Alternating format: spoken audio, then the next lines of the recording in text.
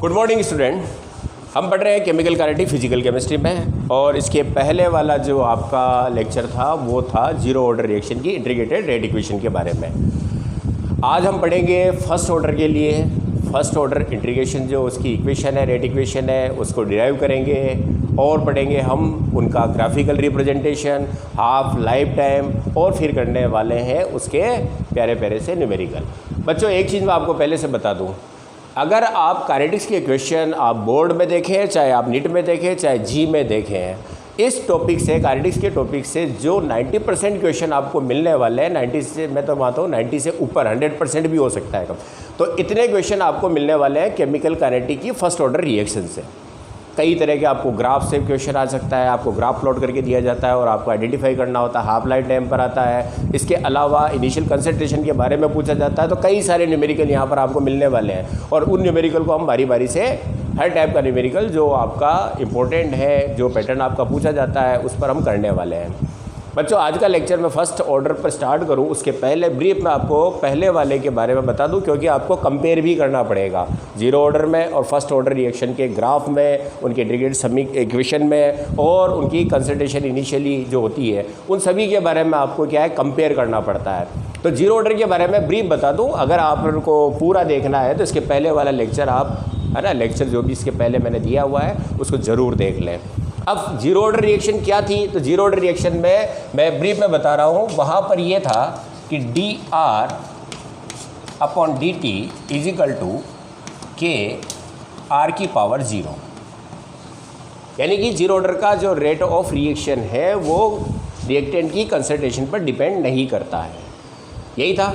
और यहाँ पर आपका क्या था, रिएक्टेंट के बेस पर था तो माइनस साइन था, तो ये आपकी उसकी रिएक्शन थी। फिर हमने इसको इंटीग्रेटेड किया था और समाकलित जो समीकरण आई थी वो थी r बराबर minus K T plus r 0। और बच्चों हाफ लाइफ टाइम क्या आया था इसके लिए, तो t हाफ इजिकल टू आया था r0 अपॉन 2k। ये मेन जीरो ऑर्डर के फॉर्मूलाज थे जिनको आपको दिमाग में रखना होगा। पहली चीज़, इसका ऑर्डर 0 है, तो यहाँ पर रेट ऑफ रिएक्टेंट, जो रिएक्टेंट है उस पर रेट ऑफ रिएक्शन डिपेंड करने वाली नहीं है। सेकंड चीज़ क्या है, हमने इसका समाकलन किया था, इंटीग्रेशन किया था, तो इंटीग्रेशन करने के बाद इंटीग्रेटेड इक्वेशन ये आई थी, और ये किस में कोरिलेशन बता रहा है, टाइम के साथ और आर के साथ। तो बच्चों इनके जो ग्राफ थे वो ग्राफ इस तरह से थे। इस इक्वेशन के बेस पर अगर आप concentration of reactant T time पर जो है, ठीक है ना, आर के रेफरेंस में और टी के रेफरेंस में अगर ग्राफ प्लॉट करते हैं तो ये आपका y बराबर एम एक्स प्लस सी के रूप में है, तो लीनियर लाइन आएगी, लेकिन स्लोप यहाँ पर क्या होगा, माइनस होगा। तो ये आपका ग्राफ इस तरीके से आया था, और ये इंटरसेक्ट था जो किसके बराबर था, r0 के बराबर था। और स्लोप किसके बराबर आएगा, माइनस के बराबर किसके आएगा, टेन थीटा के बराबर। ओके, समझ में आ गया ये। अब हम स्टार्ट करते हैं फर्स्ट ऑर्डर रिएक्शन के लिए। तो ये आप इसको ध्यान रखें जीरो ऑर्डर के लिए, कि जीरो ऑर्डर की मेन जो आपके पॉइंट्स थे वो ये था, पहली तो इसकी रेट इक्वेशन थी, फिर आपकी इंटीग्रेटेड रेट इक्वेशन थी, और आपका ये स्लोप था। एक ग्राफ और ध्यान रखना होगा इसमें, वो किस में था, r0 माइनस r, यानी कि इसको क्या बताएंगे हम, x, है ना, कितना वहाँ पर रिएक्टेंट बदल चुका है, ये तो कितना शेष है, और कितना इनिशियल से आपका शेष बचने के बाद कितना चेंज हुआ है। तो चेंज ऑफ कंसंट्रेशन क्या है, x। तो यहाँ पर चेंज ऑफ कंसंट्रेशन और t के बीच में अगर आप ग्राफ प्लॉट करते हैं तो ये ग्राफ आपका इस तरह से आएगा। जैसे जैसे आपकी कंसंट्रेशन यहाँ पर डाउन होती जाएगी, कंसंट्रेशन x के सापेक्ष x का मान बढ़ने के लिए आपका लीनियर ग्राफ आ जाएगा। और एक ग्राफ और था rate of reaction zero order के लिए और टाइम के साथ। तो आपको पता है कि जब कंसंट्रेशन r0 पर डिपेंड, मतलब आपके रिएक्टेंट पर डिपेंड नहीं कर रही है रेट ऑफ रिएक्शन, तो पूरे समय यहाँ पर क्या मिलेगा आपको, रेट ऑफ रिएक्शन एक जैसा बना रहेगा। क्लियर है ये। यहाँ आपका जीरो ऑर्डर था। अब आप बात करते हैं फर्स्ट ऑर्डर रिएक्शन। तो फर्स्ट ऑर्डर रिएक्शन बच्चों क्या होती है, डेफिनेशन क्या बताई थी मैंने, ध्यान है, प्रथम कोटि की अभिक्रिया, फर्स्ट ऑर्डर रिएक्शन, यानी कि जिसकी कोटि क्या हो, एक हो। तो प्रथम कोटि की अभिक्रिया की डेफिनेशन ये होती है कि वे सभी अभिक्रियाएं जिनका रेट ऑफ रिएक्शन, अभिक्रिया वेग, रिएक्टेंट जो आपका रेट एक्सप्रेशन होता है उसमें रिएक्टेंट की जो पावर होती है वो कितनी होनी चाहिए, 1 होती है। ओके, तो एक रिएक्शन मैं ले रहा हूँ जैसे कि आपका आर रिएक्टेंट है जो किसमें कन्वर्ट हो रहा है, प्रोडक्ट में। क्लियर है? तो इसके लिए रेट ऑफ रिएक्शन क्या होगी, अभिक्रिया का वेग R O R is equal to क्या हो जाएगा आपका के ए की पावर 1, यही होगा रेट एक्सप्रेशन इसका। और एक तरह से रेट एक्सप्रेशन आपको और बता रखा है, वो क्या था, सांद्रता में परिवर्तन अपॉन समय। तो ये हो जाएगा minus D R upon D T. ये भी किसको बता रहा है, रेट ऑफ रिएक्शन को, सांद्रता में परिवर्तन अपॉन समय, स्टार्ट में बताया था। और यहाँ पर क्या लगाते हैं हम, स्टोइकोमेट्रिक कोएफिशिएंट, तो यहाँ पर कितना है 1/1 होगा। ये मैंने आपको अच्छी तरह समझाया है कि जब एक के रेफरेंस में दूसरे की आप कंसंट्रेशन या रेट ऑफ रिएक्शन निकालना चाहते हैं तो किस तरह से निकालते हैं। तो ये हो जाएगा आपका D R upon D T. अब बच्चों मैं इसको लिख सकता हूँ किस तरीके से, दोनों रेट ऑफ रिएक्शन शो कर रहे हैं, तो D R upon D T is equal to क्या हो जाएगा आपका के ए, लिखा जा सकता है। और अब मैं आर, अब आपका हो जाएगा minus D R upon R equal K D T. ठीक है बच्चों, तो ये हो गई आपकी फर्स्ट ऑर्डर के लिए रेट एक्सप्रेशन हो जाएगा, समझ में आ गया। अब बच्चों अगर हम मानते हैं कि t is equal to initial time 0 पर कंसंट्रेशन क्या मान ली मैंने, R0, ये क्या है, इनिशियल कंसंट्रेशन है, सांद्रता है, और t समय पर सांद्रता क्या हो जाती है, R हो जाती है। तो अब हम इंटीग्रेटेड रेट इक्वेशन निकालेंगे, उसके पहले आप क्या करें, इसका स्क्रीनशॉट ले लें।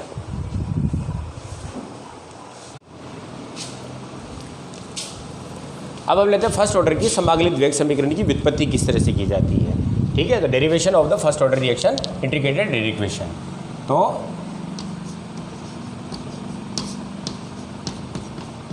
प्रथम कोटि अभिक्रिया की समाकलित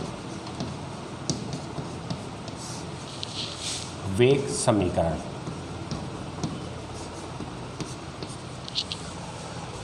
बच्चों मैंने पहले भी सोनी कोटि में बताया है कि समाकलित वेग समीकरण का उपयोग किसके लिए किया जाता है, तो किसी भी समय t समय पर यदि आपको रेट ऑफ रिएक्शन ज्ञात करना है तो वहाँ पर हम क्या करते हैं, समाकलित वेग समीकरण का यूज किया जा सकता है। जबकि आपकी जो सामान्य रेट ऑफ रिएक्शन जो हमने रेट लिखा है ना, वहाँ से माइन्यूटली अगर आपका कंसंट्रेशन चेंज होता है तो वहाँ पर रेट ऑफ रिएक्शन क्या है, उसके लिए हम मेजर करते हैं समाकलित वेग समीकरण को। तो आपकी रेट एक्सप्रेशन फर्स्ट ऑर्डर के लिए क्या लिखा मैंने, D R upon D T minus के आर की पावर 1, ये आपका रेट एक्सप्रेशन था।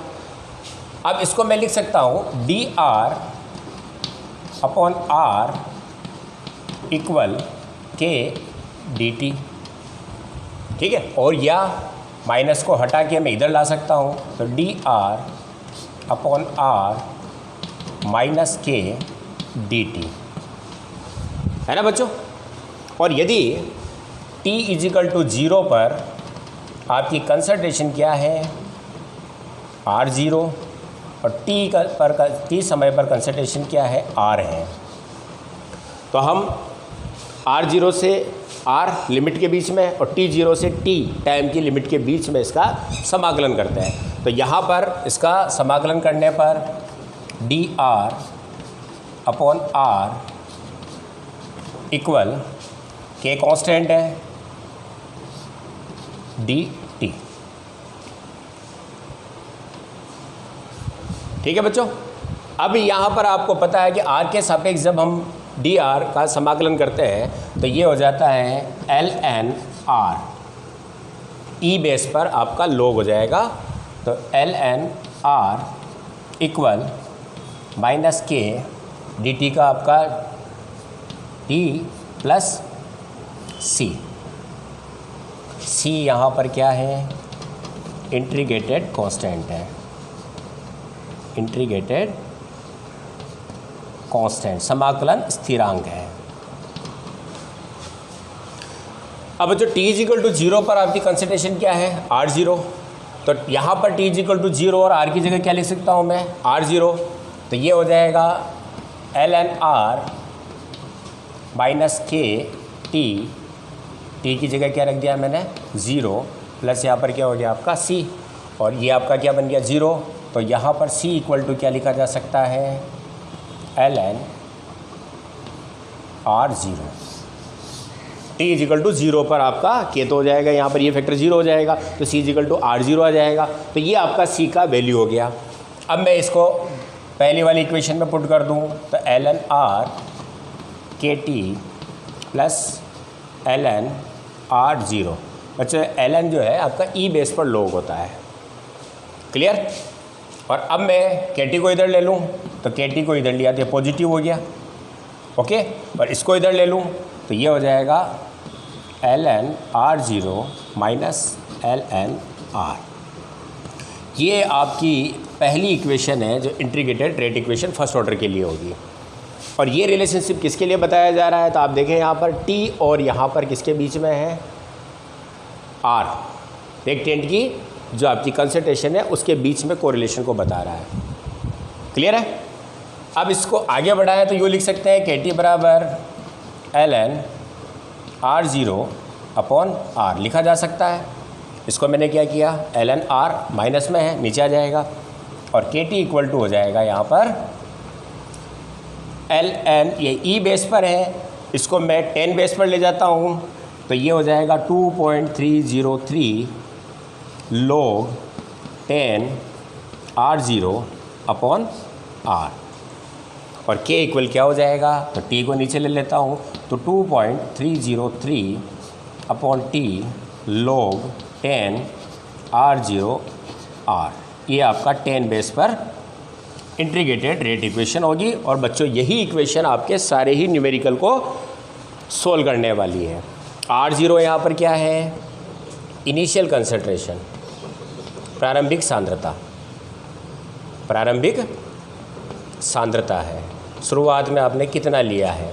और r क्या है, रिमेनिंग, बची हुई सांद्रता है, रिमेनिंग कंसंट्रेशन। तो आपका फर्स्ट ऑर्डर की जो इंटीग्रेटेड रेट इक्वेशन है वहाँ पर रेट कांस्टेंट बराबर क्या हो जाएगा 2.303 अपॉन टी log 10 बेस पर initial concentration upon T time पर जो कंसंट्रेशन है रिमेनिंग कितनी है उस कंसंट्रेशन को रखा जाएगा। और इससे आपके सारे न्यूमेरिकल सॉल्व हो जाएंगे। तो बच्चों यहाँ से यहाँ तक आपका ये फर्स्ट था। इसके बाद इधर आप इसको स्क्रीनशॉट ले लें और इसको इसके नीचे मान लें। चलो स्क्रीनशॉट ले लो।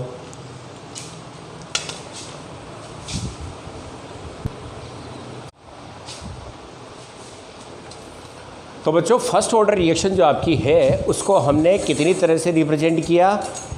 पहला विदाउट इंटीग्रेशन के क्या था, D R upon D T minus equal K A की पावर 1। ये आपकी फर्स्ट ऑर्डर रिएक्शन है। सेकंड हमने क्या निकाला था, K T equal L N R zero L N R. और थर्ड log 10 के फॉर्म में इंटीग्रेटेड इक्वेशन क्या निकाली थी, तो k equal 2.303 upon T log base 10 r0 upon r। यहाँ तक मैंने आपको पूरा समझा दिया है। और ये ध्यान रखने वाली चीज़ है क्योंकि इन्हीं से हम फर्स्ट ऑर्डर के सारे ग्राफ प्लॉट करने वाले हैं। तो 3 तरीके से मैंने आपको फर्स्ट ऑर्डर रिएक्शन बताई है, ठीक है ना। ये सिंपल सा है। इसका हमने क्या किया था, इंटीग्रेशन किया था। इंटीग्रेशन के बाद आपकी फॉर्म ये आई थी और उसके बाद ये हो गया आपका, ओके, log 10 बेस पे लिया। अब आपका एक तरीका और है जहां हम लिख सकते हैं इसको, इसी इक्वेशन को।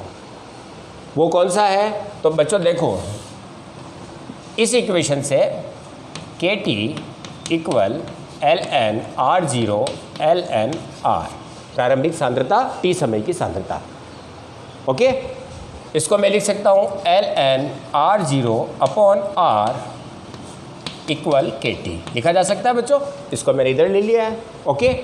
और अब इस इक्वेशन को मैं अगर इस रूप में लिख दूँ आर अपॉन आर ज़ीरो, उल्टा कर दिया तो यहाँ पर आप इसको 1/, करोगे तो साइन क्या आ जाएगा। और अब इस इक्वेशन का यदि मैं एंटी लॉग ले लेता हूँ तो एंटी लॉग लेने पर आपका r अपॉन आर ज़ीरो का क्या हो जाएगा, r अपॉन आर ज़ीरो और ई की पावर के टी, और या आर इक्वल R0 ई की पावर माइनस के टी। बच्चों ये इक्वेशन आपको टी के सापेक्ष आपका आर के साथ किस तरह से ग्राफ प्लॉट होगा, ठीक है ना, वहाँ हम इसको काम में लेंगे। तो अलग अलग कंडीशन पर, तो अब आपकी चौथी इक्वेशन क्या लिख सकता हूँ मैं, ये वाली इक्वेशन R इक्वल R0, ये सभी आपको केवल ये ध्यान रखना है, केवल इतना सा, बाकी आपने मैच किया है, R0 ई माइनस के टी। ये भी आपका फर्स्ट ऑर्डर रिएक्शन का रेट एक्सप्रेशन है, इंटीग्रेटेड रेट इक्वेशन। क्लियर है? अब आपके पास 4 इक्वेशन आ चुकी है, समझ में आ गया। चौथी कहाँ से लाया मैंने केवल इसका क्या किया, इसको एक्सपोनेंशियल इक्वेशन कहा जाएगा। तो ये सारी ही इक्वेशन आपको किसको बताती है, फर्स्ट ऑर्डर। कई बार बच्चों आपको मल्टीपल जो चॉइस क्वेश्चन होते हैं वहाँ पर यही पूछा जाता है कि कोई भी इक्वेशन दी जाएगी और आपसे पूछा जाता है फर्स्ट ऑर्डर को कौन शो कर रहा है, सेकंड ऑर्डर को कौन कर रहा है, जीरो ऑर्डर को कौन कर रहा है। तो आपको थोड़ा सा ध्यान रखना है, और मैंने कहा इनको याद करने की जरूरत नहीं, आपको करना क्या है, केवल ये है। इसके बाद आप सिंपल मैथ्स, इसका हमने क्या किया था, समाकलन किया। समाकलन करने के पश्चात आपने समाकलन स्थिरांक जो आया था C, उससे आपने t = 0 पर वैल्यू निकाली और ये इक्वेशन ले आया था। फिर इसको हमने किस में बदल दिया था, log 10 बेस में बदल दिया। ये E बेस पर था, ये 10 बेस पर है। ओके, ये 4 आपकी फर्स्ट ऑर्डर की रिएक्शन हो गई। क्लियर? आप इसको स्क्रीनशॉट ले लें। अब बात करते हैं हम, मिटा दूं, इस रिएक्शन की यूनिट्स के बारे में। फिर हम बात करेंगे यूनिट्स के बाद हाफ लाइफ टाइम के बारे में, और फिर बात करेंगे हम इनके ग्राफ के बारे में। ओके, अब हाफ लाइफ टाइम की बात करते हैं। तो आपको बताया मैंने कि टी हाफ किसी भी रिएक्शन के लिए क्या होता है, जो R0 है प्रारंभिक सांद्रता, उसका आधा रहने में लगने वाला समय क्या कहलाता है, आपका टी हाफ कहलाएगा, अर्धायु काल कहलाएगा। यही होता है, कोई भी रिएक्शन होती है तो उसकी प्रारंभिक सांद्रता से आधी सांद्रता रहने में कितना समय लगता है, वो उसका क्या कहलाएगा, आपका हाफ लाइफ टाइम कहलाएगा। ओके, अब आपकी इक्वेशन देखें, K = 2.303 T log 10 base R0/R। Half life time पर T इक्वल क्या हो जाएगा, T हाफ, और R इक्वल क्या हो जाएगा, R0/2 हो जाएगा ना। आधे समय पर सांद्रता प्रारंभिक, उसका आधा आपकी सांद्रता होगी उस समय की, और T = क्या लिख सकता हूँ मैं, T हाफ।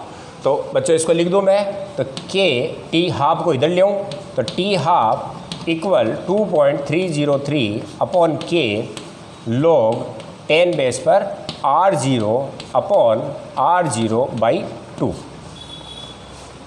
R0 से R0 आपका कट गया, 2 पर चला जाएगा, तो T हाफ = 2.303/K log 10, और इस बेस पर क्या जाएगा आपका कोष्टक में 2, और log 2 का मान पता है, log 10 बेस 2 पर क्या होता है, 0.3010। ये वैल्यू यहाँ रख दूँ मैं, तो यहाँ रखने के बाद आपका हो जाएगा T हाफ = 0.693, यहाँ की वैल्यू मैंने यहाँ रखी है और उसको मल्टीप्लाई कर लिया अपॉन K। ये आपका फर्स्ट ऑर्डर के लिए क्या हो जाएगा, हाफ लाइफ टाइम। तो इसको मैं इधर सेट कर देता हूँ। हाफ लाइफ टाइम क्या हो जाएगा फर्स्ट ऑर्डर के लिए,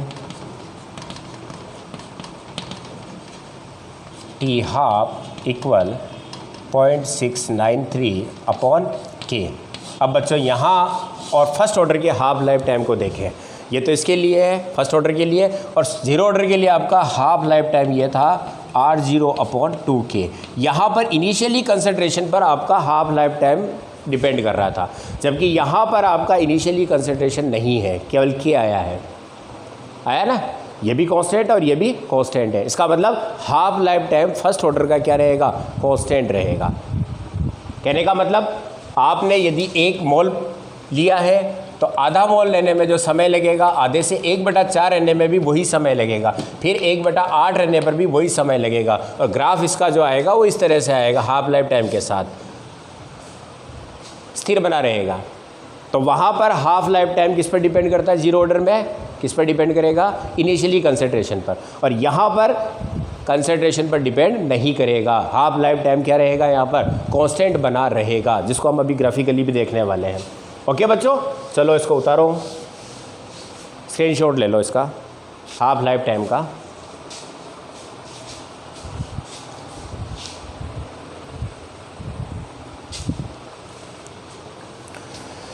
मिटा दो बच्चों। अब मैंने इसको मिटाया है। अब बच्चों एक चीज़ को बड़े ध्यान से देखें, इन सभी फर्स्ट ऑर्डर की रेट इक्वेशन से हम क्या कर सकते हैं? के निकाल सकते हैं। जब आपको इनिशियली कंसंट्रेशन का पता हो, टी टाइम की कंसंट्रेशन का पता हो, या के पता हो, तो हम इनिशियली कंसंट्रेशन या टी टाइम की कंसंट्रेशन को ज्ञात कर सकते हैं।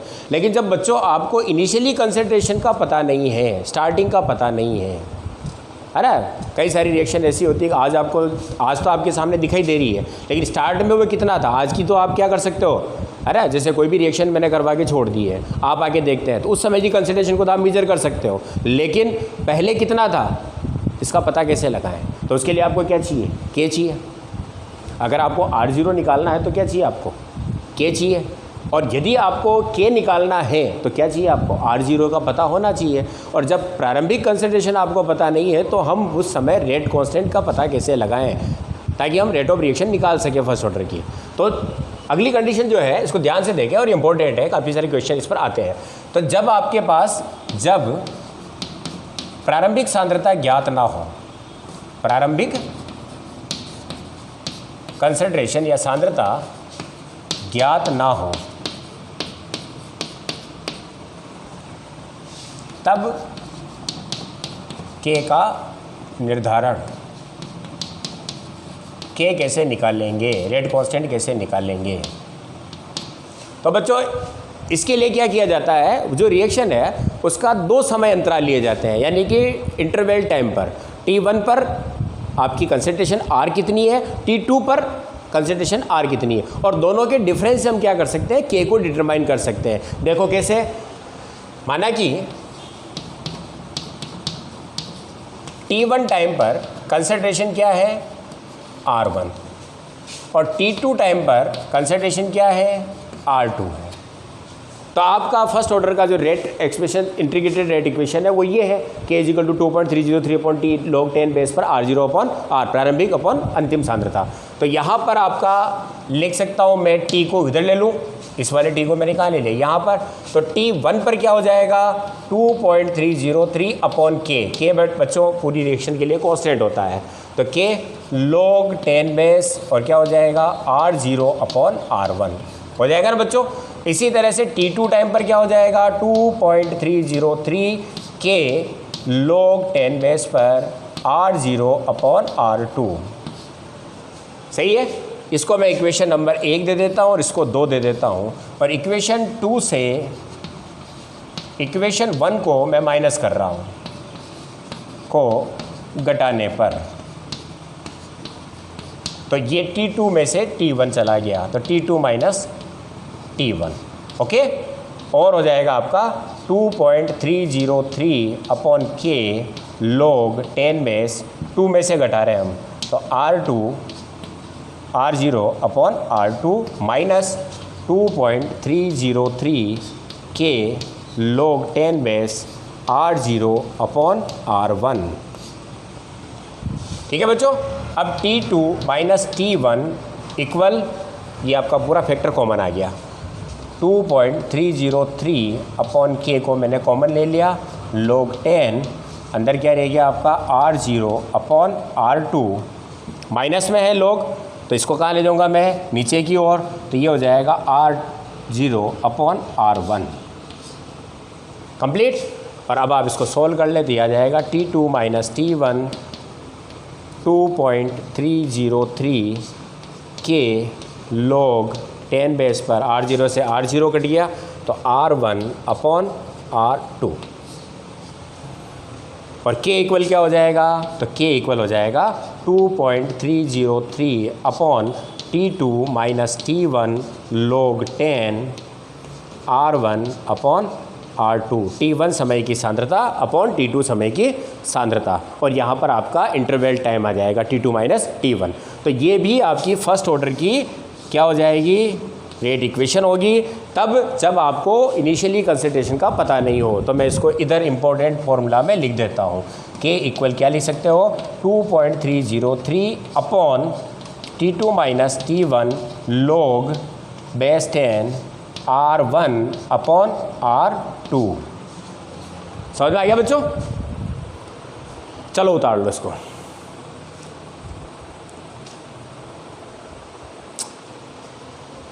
ले लिया स्क्रीनशॉट?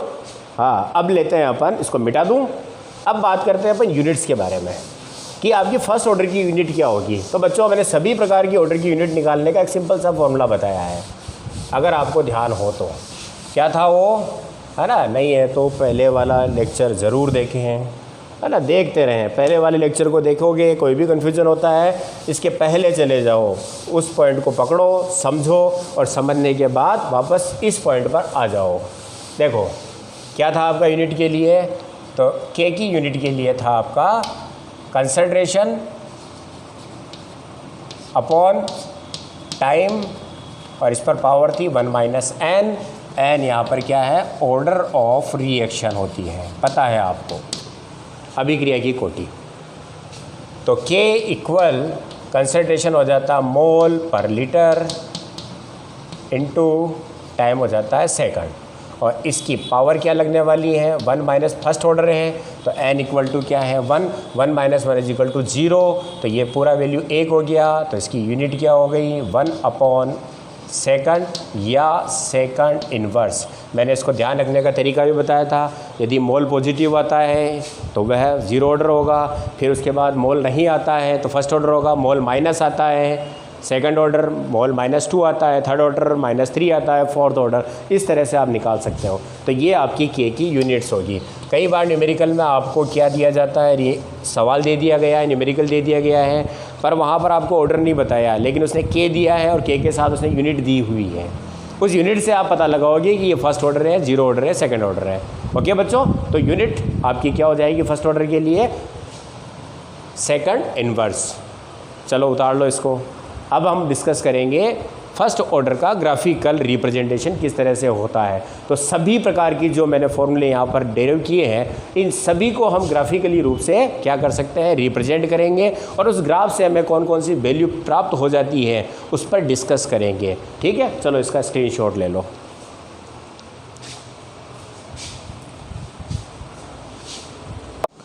तो बच्चों ये होगी फर्स्ट ऑर्डर के लिए आपकी सारी ही जो इक्वेशन है वो। ये पहला इक्वेशन आपको पता है हमने कहाँ से किया था, रेट इक्वेशन जो फर्स्ट ऑर्डर का दिया जाता है, रेट ऑफ रिएक्शन, और उसका किसके साथ कोरिलेशन है, कंसंट्रेशन के साथ। सेकंड जो आपका है ये आपकी इंटीग्रेटेड रेट इक्वेशन थी 1, 2, 3, ठीक है ना। ये सारी ही इंटीग्रेटेड रेट इक्वेशन है, और इंटीग्रेटेड रेट इक्वेशन में हम किसके साथ कोरिलेशन कर रहे हैं, टाइम और कंसंट्रेशन के साथ, चाहे इनिशियल कंसंट्रेशन हो चाहे टी टाइम की कंसंट्रेशन को मेजर करना हो। तो इससे किसी भी समय आप उन चीज़ों को मेजर कर सकते हैं, डिटरमाइन कर सकते हैं। और बच्चे सारी चीज़ें क्या है, वैल्यू कहाँ से लाते हैं, प्रारंभिक सांद्रता या टी जो आपकी रिमेनिंग कंसंट्रेशन है, सांद्रता है, तो वो कहाँ से आती है, वो सारी ही चीज़ें प्रैक्टिकली होती है। जैसा कि मैंने बताया कि काइनेटिक्स की स्टडी कहाँ की जाती है, टोटल ही एक्सपेरिमेंटल होती है। तो यहाँ पर आपको कई सारी वैल्यू पहले निकालनी पड़ती है, और उन अलग अलग समय पर आपने अलग अलग कंसंट्रेशन को निकाला है, और फिर आप उस आधार पर इनसे आप रेट कांस्टेंट या टाइम या इनिशियली कंसंट्रेशन या टी टाइम की कंसंट्रेशन को क्या कर सकते हैं, ज्ञात कर सकते हैं, जिस पर आपको कई सारे न्यूमेरिकल इसी टाइप के मिलने वाले हैं। ओके बच्चों, तो यहाँ पर इन वैल्यू को आसानी से हम पुट कर सकें, इसके लिए क्या किया जा सकता है, ग्राफिंग मेथड ज़्यादा है। यानी कि अगर आप ग्राफ प्लॉट कर दें तो ये वैल्यू बड़ी आसानी से निकाली जा सकती है, जो आपको ज़रूरत होती है हर जगह पर। तो अब आपको मैं जो इम्पोर्टेंट भी है, ग्राफिकल रिप्रेजेंटेशन किस तरह से किया जाता है फर्स्ट ऑर्डर के, तो कई सारे ग्राफ आप प्लॉट कर सकते हैं। तो फर्स्ट ऑर्डर के लिए पहला ग्राफ जो है वो है किसके बीच में, रेट ऑफ रिएक्शन यानी कि अभिक्रिया वेग, अभिक्रिया वेग रेट ऑफ रिएक्शन का किसके साथ, अभिक्रिया वेग व सांद्रता के मध्य।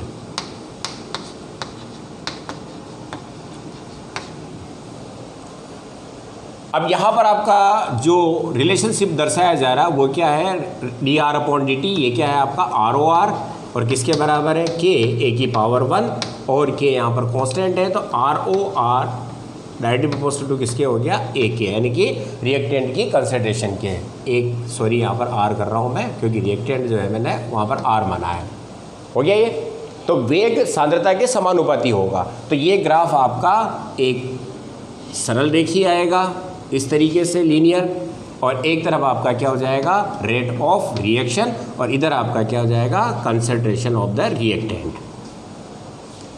तो ये फर्स्ट ऑर्डर को बताता है। समझ में आ गया कि कंसंट्रेशन बढ़ने के साथ साथ, रिएक्टेंट की कंसंट्रेशन बढ़ने के साथ साथ रेट ऑफ रिएक्शन क्या होगा आपका, लगातार बढ़ेगा। और जैसा कि मैंने बताया आपको, कंसंट्रेशन की पावर 1 होती है तो फर्स्ट ऑर्डर की होती है, इसके पहले वाला लेक्चर देखें। अगर इस पर पावर 2 के साथ लीनियर आता है तो सेकंड ऑर्डर की होती है, ठीक है ना। और अगर 0 ऑर्डर हैं तो वहाँ पर अभिक्रिया का वेग एक समान बना रहता है इस तरीके से। क्लियर। तो ये आपका पहला ग्राफिकल होगा फर्स्ट ऑर्डर के लिए। अब सेकंड देखें अपन, सेकंड ग्राफ प्लॉट कर रहे हैं हम नंबर 2, किसके बीच में, log 10 base R0 upon R, और किसके मध्य, टाइम के मध्य, समय के साथ। अब आप इक्वेशन नंबर 3 देखें, ये किसको बता रहा है, log R0 अपॉन R और T के साथ कोरिलेशन को बता रहा है। तो यहीं से हम ग्राफ प्लॉट करेंगे, ठीक है ना। तो अब आप इक्वेशन देखें, पहले इसको उतार लें आप, पहला ग्राफ कंसंट्रेशन व रेट ऑफ रिएक्शन के साथ। अब मैं सेकंड को ले रहा हूँ, ओके, मिटा दूँ। तो सेकंड ग्राफ जो है आपका वो किसके बीच में होगा, log R0 प्रारंभिक सांद्रता अपॉन R T समय की सांद्रता। और बच्चों R के बारे में आपको पहले बता दूं, R क्या है, रिमेनिंग है। रिमेनिंग का मतलब अगर आपकी इनिशियल R0 है तो उसमें से X अगर आपका चेंज हो गया है तो बचा हुआ किसके बराबर होगा, R के बराबर, यानी कि रिमेनिंग कंसंट्रेशन के बराबर होगा। कई जगह पर आप इस R0 को A मान सकते हो, तो A माइनस एक्स बराबर क्या हो जाता है आपका, क्या आ जाएगा, A माइनस एक्स, वो रिमेनिंग आपकी क्या होगी, कंसंट्रेशन होगी। तो यानी कि जैसे कि आपका 100 में से 90 आपका क्या हो गया, डिसोशिएट हो गया एक रिएक्शन में, तो 90 डिसोशिएट हो गया, तो ये तो क्या हो गया, x, कुल आपका प्रारंभिक कितना है 100, तो अब रिमेनिंग कितना हो गया, A माइनस एक्स, यही आपका क्या होगा, R होगा, रिमेनिंग कंसंट्रेशन होती है। ये ध्यान रखें, ठीक है ना। कई बार आपको रिमेनिंग मिल जाएगा, कई बार रिमेनिंग ना मिलकर वहाँ से क्या होगा, प्रोडक्ट में बदल गया है या वहाँ से डिकम्पोज हो गया है, तो उस x को क्या कहेंगे हम, ये परिवर्तित मात्रा है, सांद्रता में परिवर्तन कितना हुआ है। तो सेकंड जो ग्राफ प्लॉट कर रहे हैं हम किसके बीच में, number 2, log R0 upon R व टाइम के मध्य फर्स्ट ऑर्डर का ग्राफ किस तरह से होगा। तो बच्चों इक्वेशन आपकी है ये वाली इक्वेशन देखें, जो आपकी मेन इक्वेशन बताई, मैंने कहा सारे न्यूमेरिकल यहीं से होने वाले हैं। इस इक्वेशन को मैं लिख सकता हूँ K equal 2.303 upon T log R0 upon R। हमें ग्राफ प्लॉट करना उसके बीच में, तो मैं क्या करता हूँ, इस T को इधर ले सकता हूँ, ले लिया ऊपर, इसको नीचे ला सकता हूँ, तो 2.303 इक्वल क्या रहेगा आपका, log R0 upon R। Complete. K और 2.303 यहाँ पर कांस्टेंट है। अब बचा क्या आपका T, तो ये रिलेशनशिप क्या हो गया, T directly proportional to log R0 upon R, और कांस्टेंट वैल्यू क्या है यहाँ पर, K 2.303, ये आपका कांस्टेंट है। अब मैं क्या करता हूँ, T और इसके बीच में आपको पता है कौन सा ग्राफ आ रहा है, डायरेक्टली प्रोपोर्शनल टू है, तो लीनियर ग्राफ आएगा। तो ये ग्राफ इस तरह से प्लॉट हो जाएगा आपका, एक तरफ आपका क्या हो जाएगा, log R0 अपॉन R, और इधर क्या हो गया आपका टाइम। एक एक्सिस पर मैंने क्या ले लिया, टाइम, और दूसरे एक्सिस पर क्या लिया, log R0 अपॉन R। और यहाँ पर जो स्लोप आने वाला है, इसका जो स्लोप आएगा वो किसके बराबर होगा आपका, tan थीटा। अगर आपको कोई एंगल दिया गया है तो उस एंगल के आधार पर tan थीटा का वैल्यू रखेंगे, और यहाँ पर किसके बराबर होगा, K 2.303 के बराबर होगा। समझ में आया ये। तो T इनिशियली कंसंट्रेशन और आपकी T टाइम की कंसंट्रेशन का जो रेशियो है उसके लॉगरिथम के साथ क्या होगा, डायरेक्टली प्रोपोर्शनल टू होगा। समझ में आ गया। चलो स्क्रीनशॉट ले लो इसका। ये आपका फर्स्ट ऑर्डर का ग्राफ सेकंड। अब आप देखें तीसरा ग्राफ हम प्लॉट करते हैं log r और t के बीच में क्या आपका ग्राफ आएगा। मिटा दूं? चलो ठीक है। अब तीसरा ग्राफ हम प्लॉट कर रहे हैं log r व t के मध्य। ओके, अब आप इक्वेशन देखिए, वही इक्वेशन जो मैंने अभी लिखी थी, k equal 2.303 upon t log 10 base r0 upon r। इसको हम लिख सकते हैं kt upon 2.303 equal log 10 r0 upon r।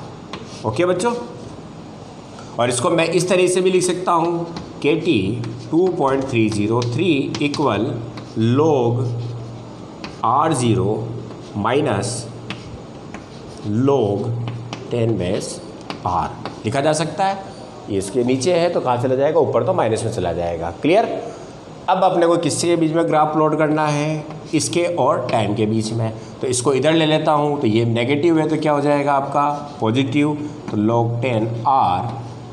ठीक है, इसको मैं इधर लाता हूँ तो ये पॉजिटिव है तो क्या हो जाएगा नेगेटिव, तो नेगेटिव ये kt अपॉन 2.303 और ये आपका प्लस log 10 r।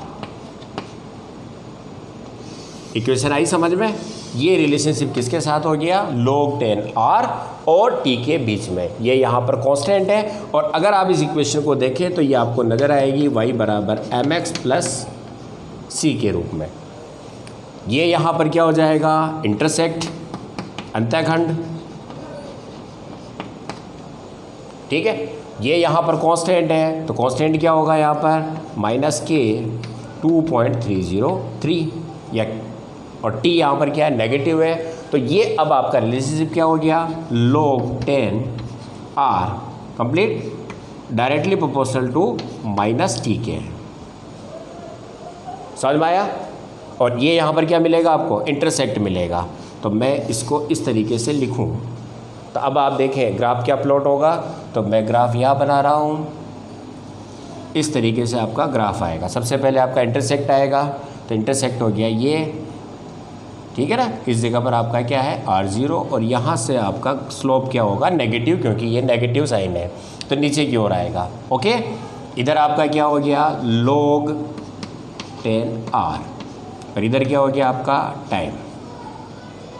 तो समय के साथ अगर आप इसके कोरिलेशन को देखें तो क्या होने वाला है, r की वैल्यू जैसे जैसे कम होती जा रही है समय के साथ, वैसे वैसे आप समय के साथ r की वैल्यू लगातार क्या होती जाएगी, कम होती जाएगी।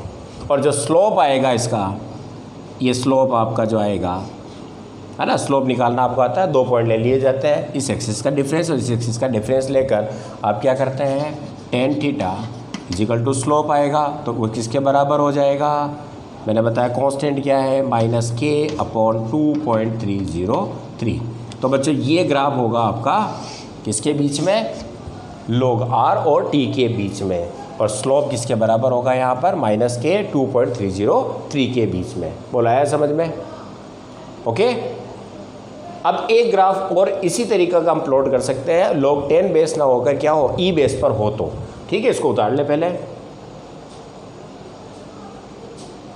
मिटाऊँ 1 2 एंड 3, स्क्रीनशॉट ले लिया होगा, मिटा रहा हूँ मैं। इसी तरह का ग्राफ हम प्लॉट कर सकते हैं जब आप r की वैल्यू log 10 पर ना होकर log e पर हो। तो आपकी इक्वेशन क्या थी, e बेस पर kt equal to ln r0 minus ln r, नज़र आ रही है वो, ये हमने निकाल ली है। ओके, और हमें रिलेशन निकालना है किसके और इसके बीच में। तो बच्चों मैं इसको इधर ले लेता हूँ, तो ln r इक्वल ये इधर आएगा तो -kt प्लस ln r0। ठीक, और अब आपको उसी तरीके से वही नज़र आ रही है, y बराबर mx प्लस c के रूप में लीनियर आपको ग्राफ लाइन प्राप्त होने वाली है। तो ये ग्राफ इस तरह से हो जाएगा, ये तो आपका इंटरसेक्ट हो गया, तो तो ये इंटरसेक्ट क्या हो जाएगा यहाँ पर ln r0, ये r0 है और ये स्लोप आपका नेगेटिव आएगा, क्लियर। और इधर हो जाएगा ln किसके बीच में, r और टाइम के बीच में, और जो स्लोप आएगा वो स्लोप किसके बराबर होगा, तो कांस्टेंट वैल्यू क्या है यहाँ नज़र आ रही है आपको k, तो slope tan theta equal to क्या होगा माइनस k के बराबर होगा। ओके, ये आपका log जो बेस है वो e बेस पर है और 10 बेस पर मैंने आपको बताया सिमिलर है, केवल यहाँ पर क्या होगा k अपॉन 2.303 होगा, क्योंकि जब e बेस से हम 10 बेस पर जाते हैं तो 2.303 से क्या करते हैं उसको मल्टीप्लाई करते हैं। ओके, ये आपका थर्ड ग्राफ है, उतार लो इसको बेटाऊँ। अब आप चौथा ग्राफ देखें हाफ लाइफ टाइम के लिए। चौथा फर्स्ट ऑर्डर के लिए जो होगा वो किसके बीच में, टी हाफ और कंसंट्रेशन के बीच में, ठीक है। और कंसंट्रेशन ऑफ कौन सी होगी, कंसंट्रेशन इनिशियली बात कर रहा हूँ मैं। आपको पता है कि फर्स्ट ऑर्डर रिएक्शन में क्या था वहाँ पर, T half is equal to r0 upon 2k, यानी कि फर्स्ट ऑर्डर रिएक्शन के लिए अर्धायु काल जो होता है वो किस पर डिपेंड करता है, प्रारंभिक सांद्रता पर डिपेंड करता है, क्लियर। और वहाँ पर अगर इस ग्राफ को प्लॉट करेंगे तो वो क्या आएगा आपका लीनियर ग्राफ आने वाला इस तरीके से। लेकिन यहाँ पर आप देखें तो टी हाफ इजिकल टू क्या है 0.693 अपॉन के, ये भी कांस्टेंट है और ये भी क्या आपका कांस्टेंट है। इसका मतलब अर्धायु काल हमेशा क्या रहने वाला आपका, कांस्टेंट रहने वाला है। तो कांस्टेंट रहेगा तो इनिशियली कंसंट्रेशन माना कि ये है तो r0 है, तो यहाँ पर हाफ लाइफ टाइम हमेशा क्या बना रहेगा आपका टी हाफ, और इधर आपकी क्या है कंसंट्रेशन है, तो ये हमेशा क्या रहेगा आपका स्थिर बना रहेगा, स्ट्रेट लाइन आएगी आपकी इस तरीके से।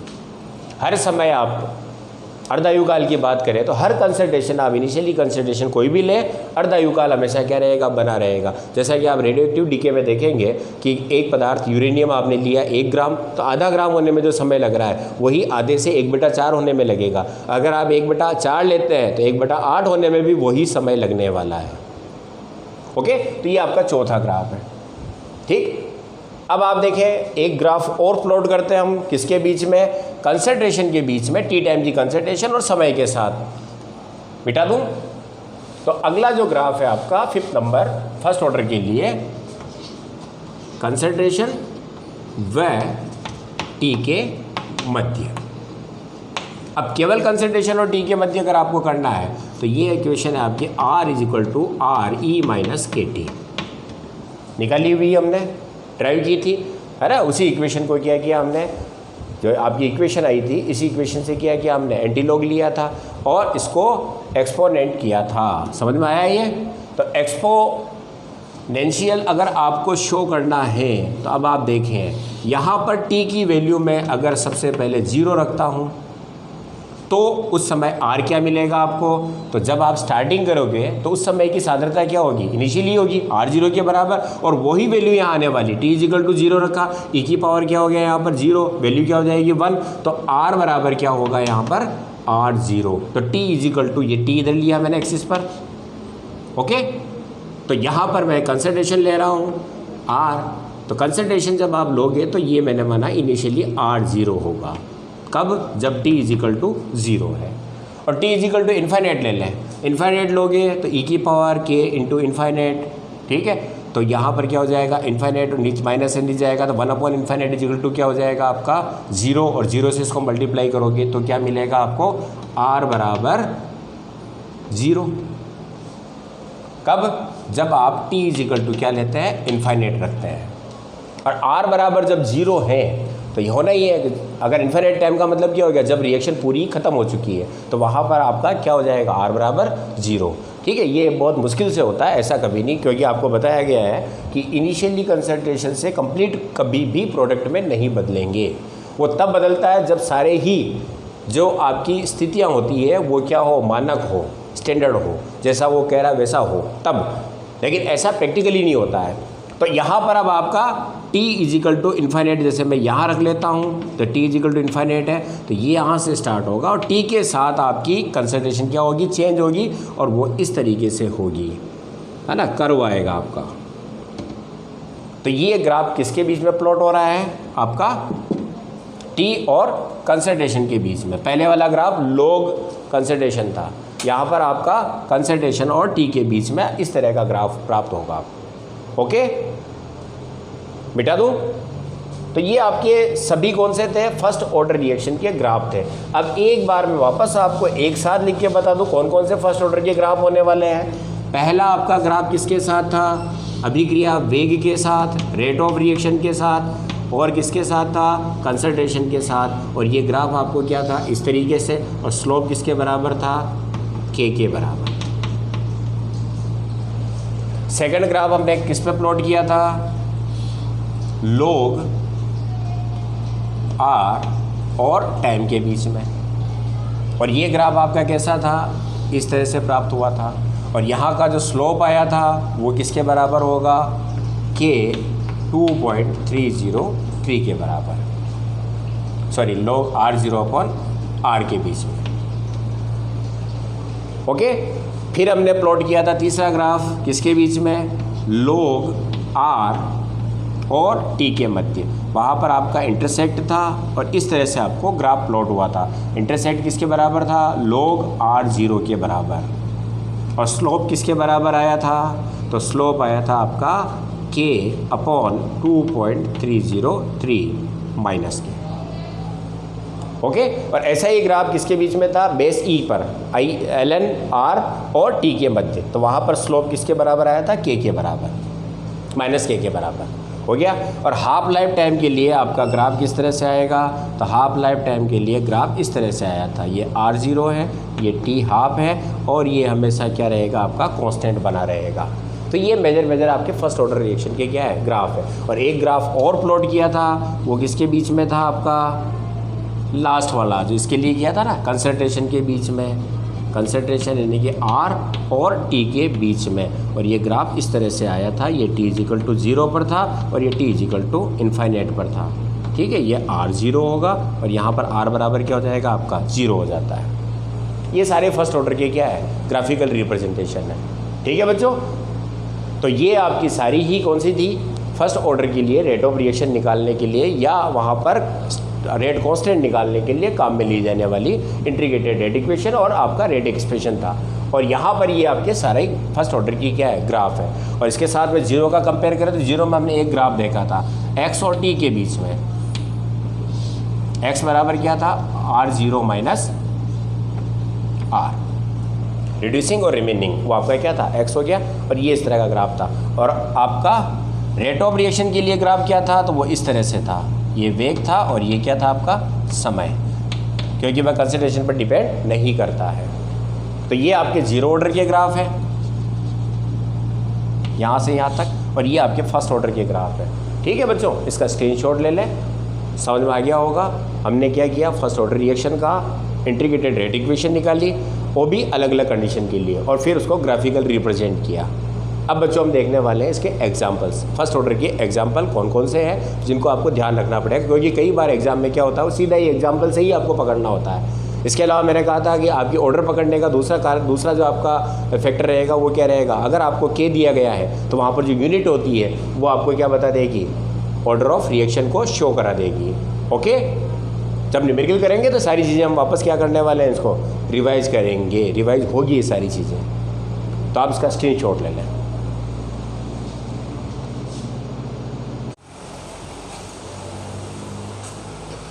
तो स्टूडेंट अब लेते हैं अपन फर्स्ट ऑर्डर के एग्जाम्पल्स, है ना बच्चों। ये कुछ एग्जाम्पल इंपॉर्टेंट होते हैं जिनको आपको ध्यान में रखना भी पड़ेगा।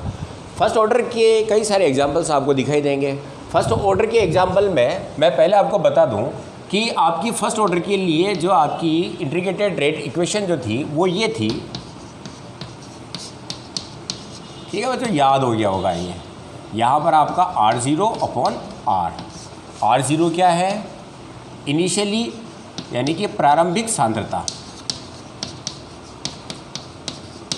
जब t इजिकल टू क्या हो, 0 हो। और R क्या है, रिमेनिंग कंसंट्रेशन, बची हुई सांद्रता, यानी कि टी समय पर सांद्रता कितनी है, तो यहाँ पर टाइम क्या होगा, टी समय पर कंसंट्रेशन होगी। अब बच्चों आप एग्जाम्पल देखेंगे तो हर जगह पर आपको सांद्रता बड़ी इजीली ज्ञात नहीं हो जाती है। जैसे आपकी अभिक्रिया अगर गैस मॉलिक्यूल भाग ले रहे हैं तो वहाँ पर आपकी सांद्रता किस रूप में, प्रेशर के रूप में कैलकुलेट की जाएगी, तो वहाँ पर यहाँ पर इस फैक्टर को प्रेशर के रूप में शो किया जाएगा, प्रेशर की वैल्यू रखी जाएगी वहाँ पर। इसी तरह से यदि आप हाइड्रोलिसिस को करते हैं या थर्मल डिकम्पोजिशन को देखते हैं तो वहाँ पर वॉल्यूम के रूप में यहाँ पर कंसंट्रेशन को शो किया जाता है। ठीक, इसी तरीके से यदि आपका वह स्टीरियो के अंदर आप देखते हैं कि जो शुगर केन होती है उसका इन्वर्शन होता है तो वहाँ पर रोटेशन कोण आता है, तो रोटेशन कोण यानी कि घूर्णन कोण, तो घूर्णन कोण के आधार पर कंसंट्रेशन को मेजर किया जाएगा। तो अलग अलग एग्जाम्पल में आप अलग अलग जो उनका प्रैक्टिकली जो फॉर्मेट होता है, यानी कि जिस तरह से उनको प्रैक्टिकली उनकी वैल्यू निकाली जाती है उस आधार पर यहाँ पर वैल्यू पुट की जाती है। अब एग्जाम्पल देखते हैं, पहला हम जैसे कि hydrogen peroxide H2O2, H2O plus O2, ये आपका फर्स्ट ऑर्डर का एग्जाम्पल है, ठीक है ना। और यहाँ पर जो आपकी मेजरमेंट जो किया जाएगा H2O2 का थर्मल, तो यहाँ पर आपका क्या मिलेगा, इनिशियली वॉल्यूम कितना है और आपका टी टाइम पर वॉल्यूम कितना है। तो इसके लिए रेट इक्वेशन क्या हो जाएगी, K = 2.303 T log n, और अब V 0/V T। V0 क्या है, वही प्रारंभिक आयतन है, ठीक है ना बच्चों। यहाँ पर जो इसका डिटर्मिनेशन जो किया जाता है H2O2 के वॉल्यूम का, वो KMnO4 के साथ क्या की जाएगी, टाइटेशन की जाती है। तो उस आधार पर वॉल्यूम ज्ञात करते हैं KMnO4 के सापेक्ष टाइटेशन के द्वारा, तो वहाँ पर क्या होगा, आपका वॉल्यूम जो होगा चेंज वो लिमिट में है। तो ऐसी स्थिति में यहाँ पर ये क्या हो गया, आपका प्रारंभिक वॉल्यूम, और ये क्या हो गया आपका टी टाइम पर वॉल्यूम, ठीक है बच्चों। अब सेकेंड एग्जाम्पल लेते हैं इसी तरीके का, जैसे कि आप अमोनियम नाइट्राइट है और इसका क्या करते हैं, डिकम्पोजिशन करते हैं, तो ये बदल जाता है N2 + 2H2O में, ये थर्मल डिकम्पोजिशन होगा। इसी तरह से आप एग्जांपल और ले सकते हैं थर्मल का N2O5 2, और ये बदल जाता है NO2 4 + O2। इसी तरह से एजोआइसोप्रोपेन देखते हैं तो CH3 CH3 CH N double bond N CH CH3 CH3, ठीक है ना। ये क्या हो गया आपका डाईएजो आइसोप्रोपेन। तो डाईएजो आइसोप्रोपेन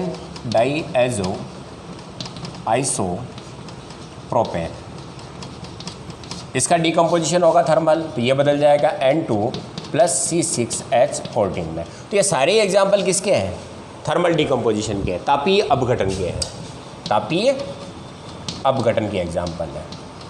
तो बच्चों ध्यान रखिए कुछ चीज़ें कि थर्मल डिकम्पोजिशन जब भी होता है तो वह रिएक्शन सामान्यतः क्या होती है, फर्स्ट ऑर्डर की होती है। अब यहाँ पर आपका क्या है, जो आपने यहाँ लिया है, तो यहाँ पर इनिशियली वॉल्यूम,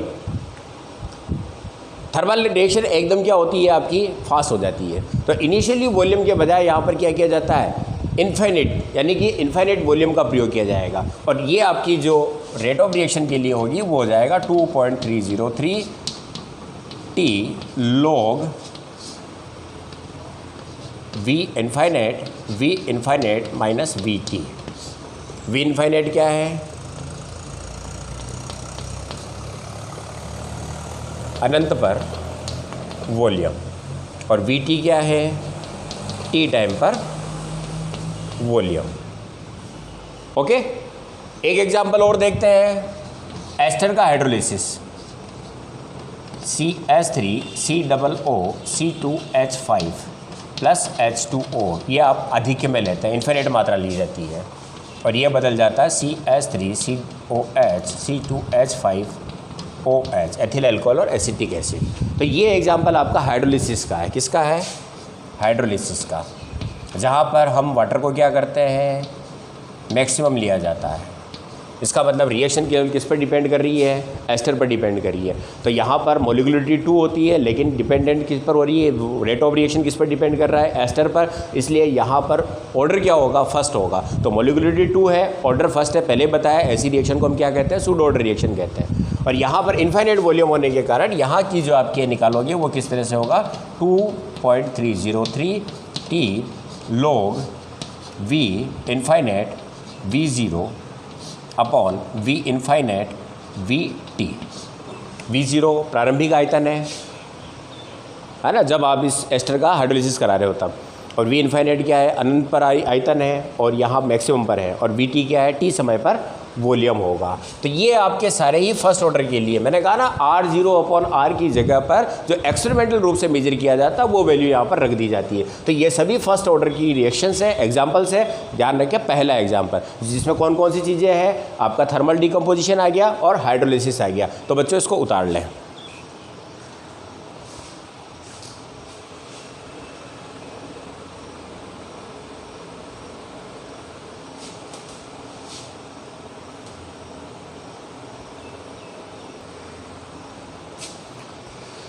अब नेक्स्ट एग्जाम्पल फर्स्ट ऑर्डर का लेते हैं। जो महत्वपूर्ण एग्जाम्पल है, ध्यान रखने वाला है, वो है आपका रेडियो एक्टिव विघटन।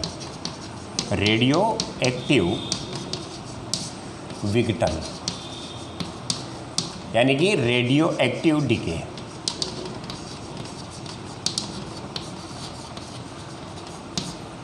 आपको पता है बच्चों कि कुछ एलिमेंट्स ऐसे होते हैं जो रेडियो एक्टिव होते हैं, है ना, उनसे लगातार क्या होते हैं, एनर्जी पार्टिकल रिलीज होते जाते हैं। जैसे कि एक एग्जांपल है रेडियम 88-226, ये आपका डिकम्पोज होकर देता है 86 Rn222 प्लस एक आपका अल्फ़ा पार्टिकल। ये आपका क्या होता है, अल्फ़ा पार्टिकल होता है। अब यहाँ पर रेट ऑफ जो कांस्टेंट निकाला जाता है, रेट कांस्टेंट या रेट इक्वेशन जो होती है वो हो जाती है 2.303 upon T log N0 upon NT। और यहाँ पर जो K होगा इसको क्या बोलेगा, बोला जाएगा डीके कांस्टेंट। रेट कांस्टेंट की जगह क्या कहा जाएगा इसको, डीके कांस्टेंट। N0 क्या है, रेडियो एक्टिव की प्रारंभिक मात्रा, पदार्थ के प्रारंभिक कण कह सकते हैं इसको आप, पार्टिकल। और NT क्या है, T समय पर रेडियो एक्टिव पदार्थ के T समय पर कणों की संख्या। तो आपका रेडियो एक्टिव पदार्थ जो होता है वहाँ पर हम जनरली देखते हैं कि रेडियो एक्टिव पदार्थ का हाफ लाइफ टाइम होता है, और हाफ लाइफ टाइम के हिसाब से क्या होता है, इसकी मात्रा कैलकुलेट से, जैसे आप 1 मोल लेते हैं तो जितने समय में आपका आधा रहेगा उतने ही समय में आधे से 1/4 रहेगा। तो यहाँ पर बच्चों NT को अगर आपको ज्ञात करना है, T समय पर आप कणों की मात्रा ज्ञात करना चाहते हैं, तो उसका सिंपल सा फॉर्मूला होता है 1/2 पावर x। x क्या है, जिस समय की बात कर रहे हो कुल समय अपॉन अर्ध आयु काल, अर्ध आयु काल यानी कि T upon T half is equal to क्या है आपका x है। ठीक है ना, यहाँ पर आप NT की मात्रा इसको समझ सकते हैं। जैसे आपने पहले में 10 ली है तो अर्ध आयु काल यानी कि हाफ लाइफ टाइम पर कितना रह जाएगा, ये 5 रह जाएगा। फिर इसके बाद हाफ लाइफ टाइम पर कितना रह जाएगा, 2.5 रह जाएगा। तो हाफ लाइफ टाइम कितनी बार हो गई, 1/2, फिर वापस 1/2, इसका मतलब 1/4। तो इसकी पावर कितनी लगा दी मैंने, 2। इसलिए अगले हाफ लाइफ टाइम पर जाओगे तो पावर कितनी हो जाएगी आपकी, 3। तो ये इस तरह से पहले आधा रहा, फिर ये कितना रहेगा 1/4, फिर कितना रह जाएगा 1/8। जैसा कि आपको पता है कि हाफ लाइफ टाइम में उसकी मात्रा क्या रह जाती है आपकी, आधी रह जाती है। तो इस तरीके से आप क्या कर सकते हो, यहाँ पर NT की वैल्यू रखोगे, इनिशियली जो आपको दे रखा है मात्रा वो लिखी जाएगी, और उससे आप क्या निकालोगे, डीके कांस्टेंट या रेट कांस्टेंट निकाल लिया जाता है। समझ में आया ये? अब बच्चों एक चीज़ और है कि हाफ लाइफ टाइम, मैं यहाँ पर एक चीज़ और बता दूँ आपको एग्जाम्पल के साथ ही। जब हाफ लाइफ टाइम आपको दिया जाए किसी अभिक्रिया की प्रारंभिक सांद्रताएं अलग अलग है, और अगर आपके पास हाफ लाइफ टाइम है तो ऐसी स्थिति में आप उससे क्या कर सकते हैं, ऑर्डर ऑफ रिएक्शन भी निकाल सकते हैं। जैसे कि मैं एक रिएक्शन ले रहा हूँ ए जो कि प्रोडक्ट है, ओके, और यहाँ पर मैंने इसकी दो इनिशियल कंसंट्रेशन, एक बार इनिशियल कंसंट्रेशन 1 मोल रखी, दूसरी बार इसकी इनिशियल कंसंट्रेशन आपको क्या पता है 2 मोल, या यूँ कह सकता हूँ इनिशियल कंसंट्रेशन R1 है और क्या है इसकी R2 उसी रिएक्शन की। और अगर आपको इनका हाफ लाइफ टाइम पता है, R1 के समय हाफ लाइफ टाइम कितना है तो T1 और T हाफ, इसको 1 कहते हैं, और ये हो जाएगा T हाफ 2। यानी कि आपको अलग अलग कंसंट्रेशन, एक ही रिएक्शन की अलग अलग कंसंट्रेशन, इनिशियल कंसंट्रेशन प्रारंभिक सांद्रता R1 और R2 दो है, और R1 के रेफरेंस में हाफ लाइफ टाइम कितना है T1 और R2 के रेफरेंस में हाफ लाइफ टाइम कितना है आपका T2। यानी कि आपने 1 मोल से इसको आधा रहने में कितना समय लगा और 2 मोल को रहने पर आधा रहने में कितना समय लगा। अगर ये आपके पास है तो इससे आप किस रिएक्शन की क्या निकाल सकते हैं, ऑर्डर निकाला जा सकता है, कोटि निकाली जा सकती है। अब कैसे देखें आप, क्योंकि किसी भी आपका रिएक्शन का हाफ लाइफ टाइम जो होता है उसको हम डायरेक्टली प्रोपोर्शनल कर सकते हैं इसके द्वारा R(n-1)। n यहाँ पर क्या है, ऑर्डर ऑफ रिएक्शन, ठीक है ना। किसी भी रिएक्शन का, चाहे वो शून्य कोटि को, प्रथम कोटि को, किसी भी कोटि को, तो वहां पर हम उसके हाफ लाइफ टाइम को उसकी कंसंट्रेशन के साथ इस तरह से क्या करते हैं, रिलेशन में लेते हैं। अब आप देखें यहां से अगर मैं इस वैल्यू को रखूं तो देखें कि T हाफ 1 डायरेक्टली प्रोपोर्शनल किसके हो गया 1/R 1 की पावर n-1, और इसी तरह से T हाफ 2 डायरेक्टली प्रोपोर्शनल किसके हो गया 1/R2 की पावर n-1।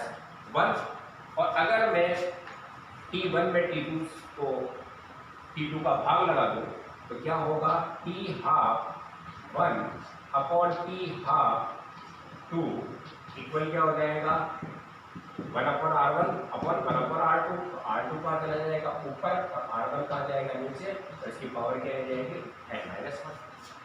अब यहाँ से n निकालने के लिए हम क्या करते हैं, लॉग ले लेते हैं। तो लॉग लेने पर ये हो जाएगा आपका log T half upon T half, ये 1 है और ये क्या आपका 2 इक्वल, इसका लॉग लेंगे तो n-1 तो कहाँ जाएगा बाहर, क्योंकि आपको पता है कि log x की पावर y बराबर क्या हो जाता है y log x, ठीक है ना। तो ये n-1 इधर आ गया, और अब आपका कह रहे हैं क्या log R2 अपॉन R1। अब n-1 को इधर ले लेता हूँ, तो n-1 हो गया इधर, तो ये हो जाएगा आपका log T half 1 upon T half 2 upon log R2 upon R1, ठीक है। अब इसमें से मैं 1 को इधर लिया तो 1 इधर आ जाएगा, तो ये मिटा दो इसको, यहाँ से n1 में से -1 को किधर लिया है +1। तो अब आपकी इक्वेशन क्या रह जाएगी, मैं इधर लिख रहा हूँ n1, इसके बाद इधर आ रहा है n बराबर log T half 1 minus log T half T2 upon log R2 minus log R1। तो बच्चों इस तरह से आपको यदि एक ही अभिक्रिया की दो प्रारंभिक सांद्रताएं ली जाए और वहां पर हाफ लाइफ टाइम आप उसका आधी रहने का समय अगर नोट कर लें, तो ऐसी स्थिति में आप उस रिएक्शन की क्या कर सकते हैं, ऑर्डर निकाला जा सकता है कि कौन से ऑर्डर की रिएक्शन होगी। समझ आया बच्चों, ठीक है ना। ये इसके बाद इधर से नेक्स्ट है, चलो कॉपी कर लो, उतार लो इसको, स्क्रीनशॉट ले लो।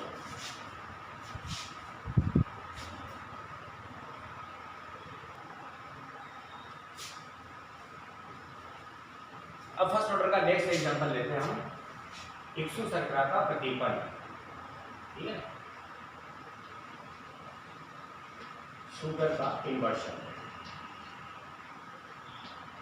यानी कि inversion of cane sugar. Cane sugar का फॉर्मूला क्या होता है बच्चों, C12OH22O11, और जब इसको H2O के साथ इन्वर्शन किया जाए तो ये हो जाएगा आपका C6H12O6 प्लस C6H12O6। एक मॉलिक्यूल यहाँ पर ग्लूकोज होगा और दूसरा यहाँ पर क्या होता है, फ्रक्टोज होता है। और बच्चों यहाँ पर ये स्टीरियो दर्शाता है, शो करेगा। तो ये आपका डी फॉर्मेट में होगा, यानी कि इसका रोटेशन कोण डेक्सो रोटेटरी होता है और इसका एल होता है।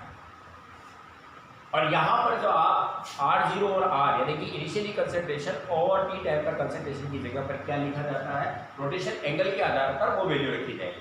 जैसे कि केन शुगर के लिए θ0, θt और θ इंफिनिटी, ये आपका क्या है, प्रारंभिक घूर्णन कोण, प्रारंभिक घूर्णन कोण, रोटेशन एंगल है इनिशियल। ये आपका टी टाइम पर, टी समय पर रोटेशन एंगल, और ये आपका इनफाइनाइट घूर्णन कोण। ओके, तो यहां पर जो आपका के निकाला जाएगा उसका फॉर्मूला हो जाता है T2.303 T log R0 directly proportional to होगा θ0 माइनस थीटा इनफाइनाइट, और R इक्वल टू हो जाएगा θt माइनस थीटा इनफाइनाइट। यह आपका इनफाइनाइट पर रोटेशन एंगल होगा और ये आपका वहाँ लिखा है प्रारंभिक होगा। तो प्रारंभिक में से इनफाइनाइट को निकालेंगे, टोटल रोटेशन आ जाएगा आपका इनिशियल रोटेशन, और टी टाइम पर जो रोटेशन एंगल है उसको निकालेंगे तो ये हो जाएगा, ये भी डायरेक्टली प्रोपोर्शनल टू। तो यहाँ पर हम क्या लिख सकते हैं, log θ0 θ infinite upon θt minus theta infinite. अब ये आपका इन्वर्शन के लिए के कांस्टेंट निकालना है। और बच्चों ये भी आपकी क्या है, सूडो ऑर्डर रिएक्शन, 1 मॉलिक्यूलरिटी 2 है, ऑर्डर में यहाँ पर क्या है आपका 1। समझ में आया? चलो इसको करो। अब लास्ट एग्जांपल हम लेने वाले हैं, जब आपकी रिएक्शन में जो पार्टिसिपेट करने वाले रिएक्टेंट है वो क्या है, आपके गैसीय है। तो गैसीय के अंदर वहाँ पर वही प्रारंभिक दाब और टी समय पर दाब रखा जाएगा। ठीक है बेटा? दो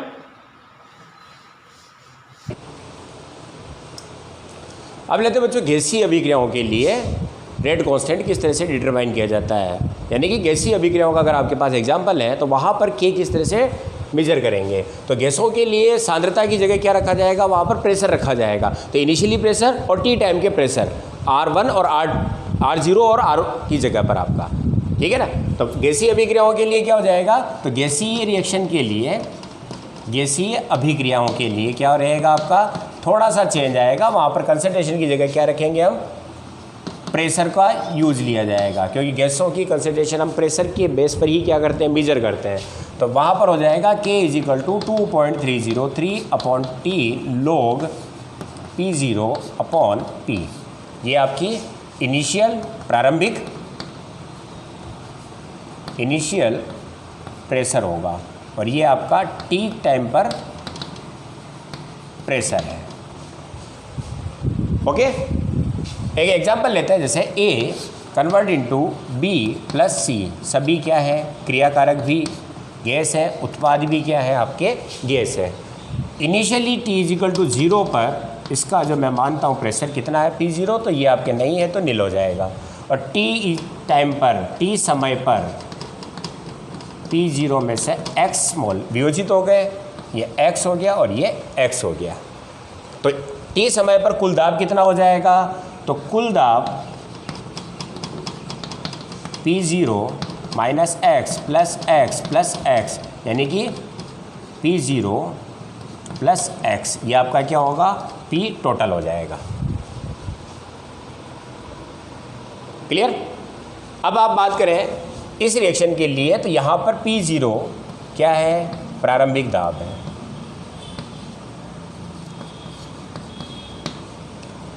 और T समय पर दाब क्या होगा, तो T समय पर दाब के लिए देखें आप, T समय पर कितना है यहाँ पर, P0 माइनस X।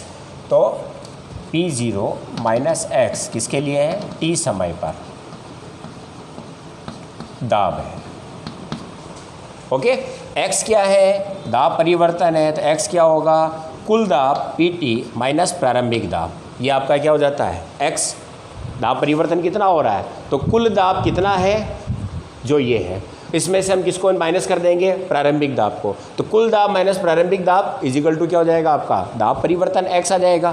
तो अब यहाँ पर हम इस वैल्यू को रख दें, तो यहाँ पर t समय पर दाब होगा, t समय पर दाब क्या हो जाएगा, P0 माइनस x, और ये हो गया आपका P0, x की वैल्यू रख दूँ, minus PT minus P0, minus minus plus हो गया, तो ये हो जाएगा 2P0 माइनस PT।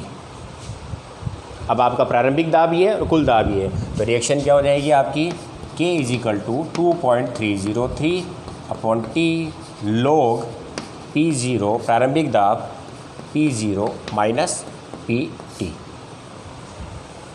और इसके द्वारा हम K की कैलकुलेशन कर लेते हैं। ये आपका टोटल दाब, मतलब T सम आपका टोटल दाब हो जाएगा, और ये आपका क्या हो गया, प्रारंभिक दाब। तो आप जब अभिक्रिया होती है तो प्रारंभ में कितना प्रेशर था, और फिर लास्ट में आपका टोटल T समय पर कितना प्रेशर है वो निकाल लिया जाएगा। तो इस द्वारा आप क्या कर सकते हो, K की वैल्यू निकाल सकते हो। और अगर रिएक्शन आपकी इस तरह से हो 2B, तो यहाँ पर क्या हो जाएगा 2x,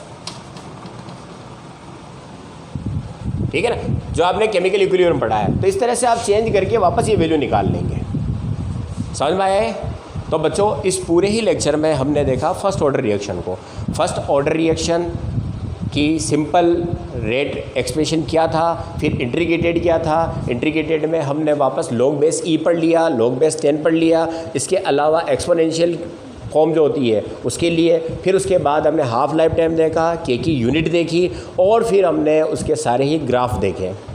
क्लियर है? और फिर हमने देखे इम्पोर्टेंट एग्जाम्पल, जिसमें आपका थर्मल डिकम्पोजिशन हो गया, हाइड्रोलिसिस हो गया, ठीक है, रेडियोएक्टिव डीके हो गया, इसके अलावा इन्वर्शन ऑफ शुगर है। तो अलग अलग यहाँ पर R1 और R2 जो R0 और R जो आप रखते हैं, प्रारंभिक सांद्रता और T समय की सांद्रता, तो सांद्रताओं को एक्सपेरिमेंटल रूप से जब मेजर किया जाता है तो कहीं पर सांद्रता होती है, तो कहीं वॉल्यूम के रूप में, कहीं प्रेशर के रूप में, जो जैसी वहाँ पर कंडीशन होती है उस तरह से उस वैल्यू को निकाल कर हम क्या निकाल सकते हैं, K को निकाला जा सकता है।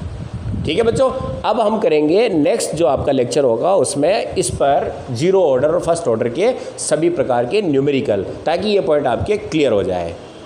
समझ में आया बच्चों? इसको अच्छी तरह से देखें, फॉर्मूले मैंने एक साथ लिखे हैं, उन फॉर्मूलों को वापस आप नोटबुक में लिख लें, एक बार रिवाइज कर लें, फिर उसके बाद हम रखेंगे न्यूमेरिकल में उन फॉर्मूलों के अंदर वैल्यू, और करने वाले हैं बोर्ड के और आपके निट के और जी के जो आए हुए क्वेश्चन हैं अब तक पूछे गए, वो इस तरह के क्वेश्चन पर आपको पूरा ही लेक्चर मिलेगा नेक्स्ट। तो आप तब तक पढ़ें। Thank you.